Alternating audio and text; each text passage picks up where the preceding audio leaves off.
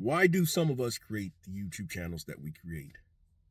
In the fall of 2021, I began uploading videos as a way of showing people how I was able to earn similar money in my market, the Columbia, South Carolina metropolitan area, as did others who were in much larger markets like Charlotte, Atlanta, Dallas, Houston, Chicago, New York City. Quite frankly, I didn't think about the other impact that those videos may have had. Yes, I documented how I managed to earn $6,000 a month on a consistent basis doing primarily gig food delivery work. What I failed to recognize was how it may have inspired others to pursue the same thing in either in my market or in other markets. At that juncture, I had another YouTube channel. It had reached monetization years prior.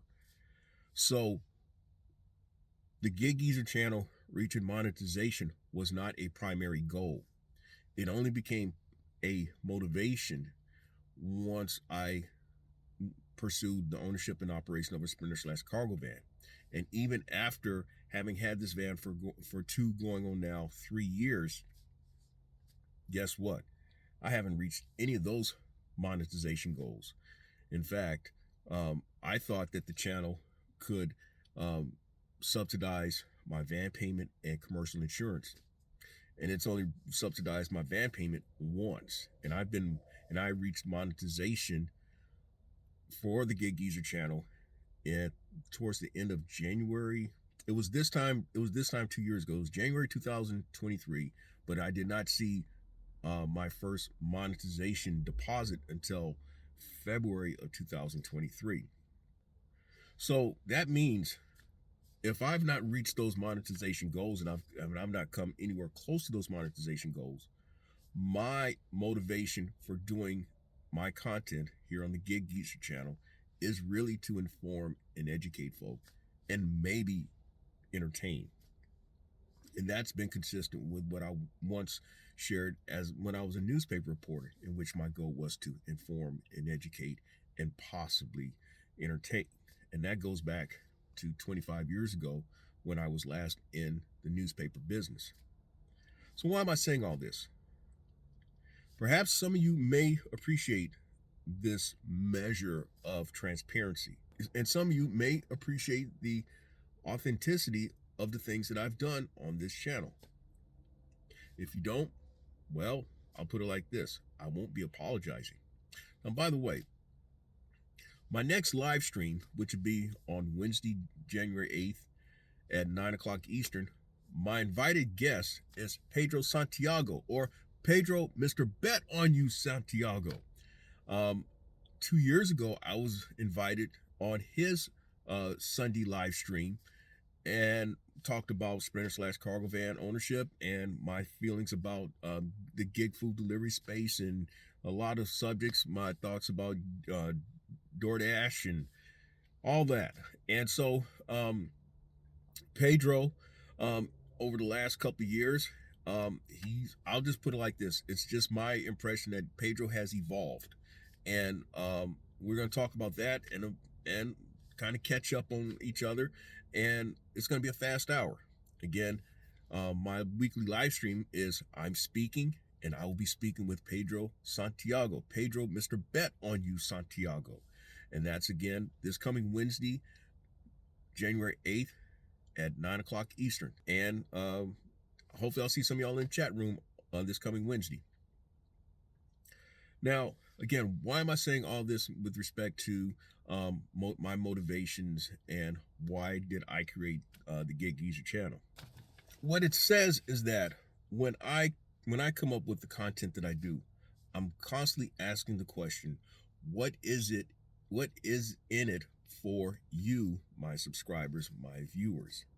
And if I can't answer that question, then I'll just find something else that will answer that question, or I'll come up with something else that will answer that question. So then you're asking, then, what is this? So you may be asking then, Gig Geezer, what is this segment about? It's really about you, and I'll explain why. My inspiration for doing this particular segment of the Gig Geezer is based on two things. The first was that having checked out another content creator who had somebody on in which he talked about how he kind of posed the question in a sense that this guy explained why did he enter into the delivery and transport space that he's in, and he attributed some of it to perhaps having been influenced by social media influencers. In other words, he saw the headlines but didn't bother to read the story, and now he's reaching out for help to try to figure out what is it that he really wants to do and how can he get there. Another reason for my doing this particular segment of the Gig Geezer is based on a recent viewer's comment on one of my recent uploads, in which he blames content creators like myself and others for the oversaturation, or what I call the hypersaturation of the gig space, of the gig delivery space, the gig app space. And also for that reason, that's another factor of the downward push in offers that we see on these gig apps. Back in 2023, I put out this particular segment in which I posed the question: am I guilty? Am I part of the problem, or am I part of the solution?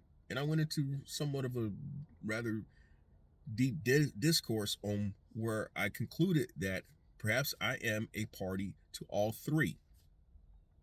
Since then, and actually before then, I've been rather careful to divulge any references to gig apps, along with any specifics about what I know about what I've been doing, knowing now about social media's impact upon the gig economy and gig apps.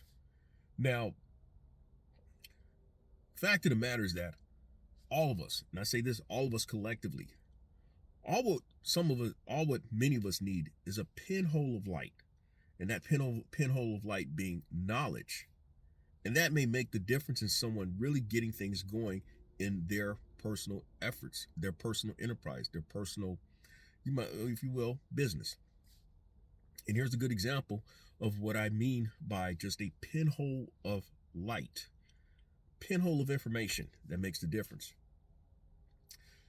In 2018, I used to spend time on rideshare driver groups on Facebook.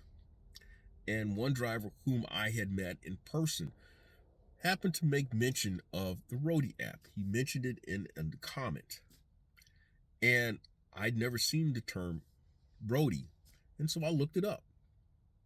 Come to find out, roadie is what it is, as what many of us know. It's a gig delivery app. It's probably one of the standards out there right now. I'm not going to say standards in terms of how you judge other apps by, but it's one of the standard apps, in that the standard apps I consider are now DoorDash, Grubhub, Uber Eats, Instacart, Uber, Lyft, and then there's Roadie. Those are like, or you may call them like among the originals. And so his casual mentioning of Roadie is what caused me to do a little follow-up, a little research, and I found out what Roadie was about. And by October of that year, I was onboarded. In fact, it was just weeks after my having hip replacement surgery. In fact, my very first roadie gig opportunities occurred like just beyond 3 weeks of my being cleared, or in fact, my very first roadie opportunities occurred exactly just beyond 3 weeks of my having had hip replacement surgery, at which time 3 weeks after surgery, I was cleared to resume driving. But it was all because of a fellow rideshare driver making mention of the app. In another situation, earlier in 2018, I happened to have a rider while doing a Lyft opportunity. And he happened to mention to me, he was in the passenger seat of my 2009 Taurus. And he said, hey man, I know of an opportunity which you might want to look into it though and see if it's in Colombia. But I know of an opportunity where make $25 an hour doing Amazon Flex.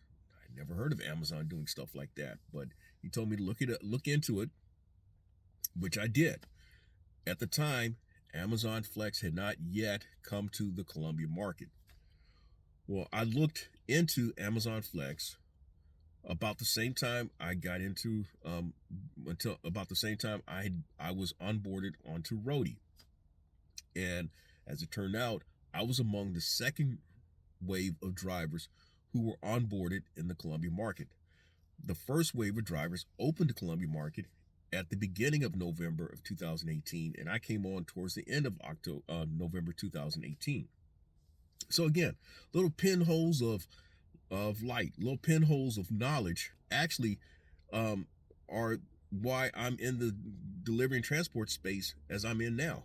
What I mean by that, I transitioned from doing primarily rideshare, in which I got tired of petulant college kids asking about, do you have an auxiliary cord? Can you turn on the heat? Can you turn on the air? Can you turn on some music? Can we have, we got 5 people. No, we got 6 people. Can you make an exception for us? Well, you didn't have that issue with Amazon Flex because the packages don't talk. The boxes don't talk. They don't ask for those things. They don't ask if you have an auxiliary cord. So I was very much open and welcoming the transition to doing last mile stuff like Amazon Flex. So we're all looking for information. We're all looking for insight, something that'll help us move up to another level or help us achieve what we've set out to do. Now, I admit to struggling with what I share on my channel, because I know too that because it's been brought to my attention, and I've had people to come to me, yeah, man, I check out your stuff and you're the reason why I'm in it and all. Well, that's good. I guess that's good. It's a compliment, but you also think from a competitive standpoint, you think about how you're causing this push of people to come into your market, and it's also taking opportunities away from you. And so that's kind of the catch-22 of all this stuff. You want to talk about things, you want to share information, but you don't want to share everything. And perhaps that's human nature. So I'm just telling like it is with y'all. Those are some of the things that I struggle with. Probably the reason why my channel hasn't taken off like other channels is because I don't give the answers to the tests. I don't give the answers to the tests like everyone else. Although I have given answers to the test in the past, I stopped doing that because I realized that, hey, there are things that you have to understand and find out for yourself. It's like this. I used to make cobblers.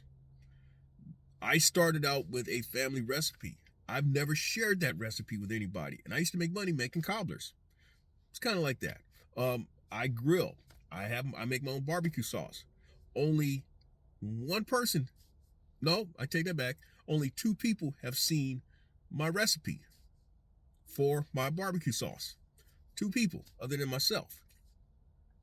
So, there are things that you share, and there's things that you don't share. There are things that you feel that a person has to kind of find out for themselves. But if a person is determined, they're gonna do whatever it takes to find that information, and I can't fault somebody for that.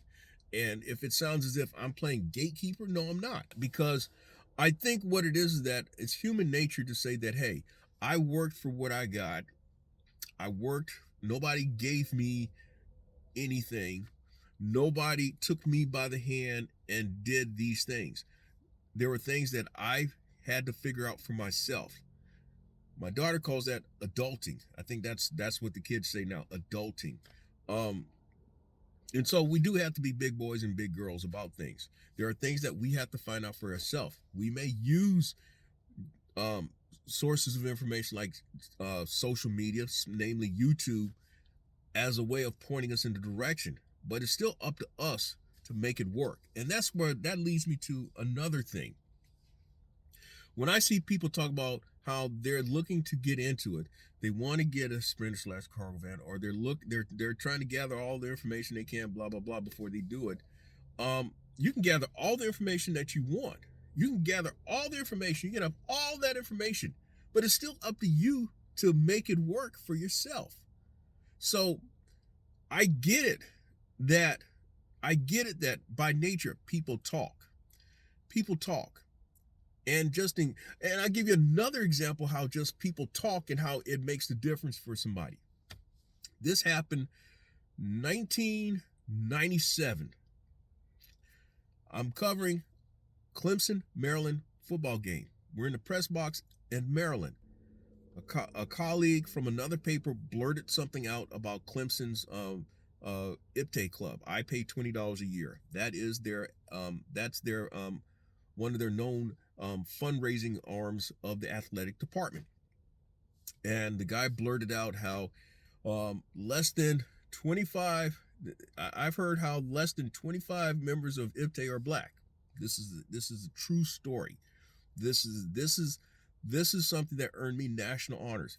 Based on that one nugget of that blurting of fact that it was, I'm like, whoa, that's something to follow up on. And so for the next several months, I'm hoping that nobody came out with that, because once I started asking questions and started interviewing people, I knew I had a story.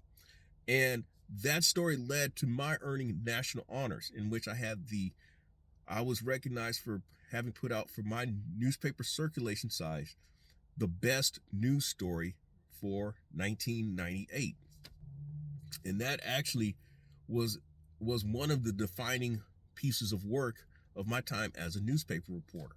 So I know people talk, and you're listening for things. You're listening for things like this. I know that I've talked for almost 20 minutes, but what I'm getting at is, what does these casual conversations, the search of knowledge, lead to? Well, I'll share this with y'all, and I'm gonna end this section of the Gig Geezer with this. I didn't spend a lot of time on YouTube looking into facts about Sprinter/Cargo Van. I'm pretty sure there were channels out there, but I didn't spend a lot of time looking into that. I didn't spend a lot of time looking into learning about load boards and delivery and transport, brokered opportunities. I did get on YouTube to find out. Now, what I did get on YouTube about in the beginning, back in 2019, 2020, was ways to improve my driver rating on DoorDash, because I had such a poor driver's rating for so long. What I didn't understand was how drivers could be trashed for reasons that were mainly unjustified. But I found a couple of YouTube channels in which people kind of shared, well, these are some of the things I did to improve my driver rating score on DoorDash. Now, as it turned out for me, I famously have shared how I had a 2.33 rating after my first 3 completed deliveries on the DoorDash app. It took me over 500 completed deliveries before my driver rating was over 4.50. It is currently at 4.92, and according to the app, I have nearly 6,000 completed deliveries. That the exact number is 5,982. So use the information for what it's worth, really, here on YouTube. Use it for what it's worth. I will say that use it as a guide and not gospel, because I believe that's how people do end up being shipwrecked, because of what they see.